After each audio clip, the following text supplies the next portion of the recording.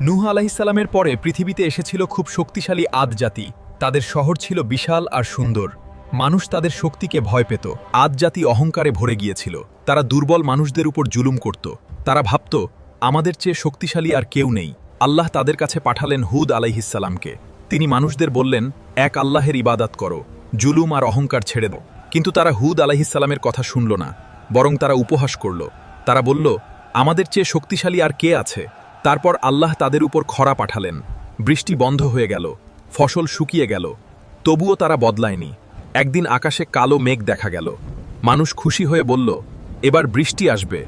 কিন্তু তারা জানত না, তারপর শুরু হলো ভয়ঙ্কর ঝড়। 7 রাত আর 8 দিন সেই ঝড় চলল। মানুষ, ঘরবাড়ি সবকিছু ধ্বংস হয়ে গেল। অহংকার আর জুলুম কখনো মানুষকে বাঁচাতে পারে না। আদ জাতির ধ্বংস আজও মানুষকে শিক্ষা দেয়, আল্লাহর শক্তির সামনে কেউ বড় নয়।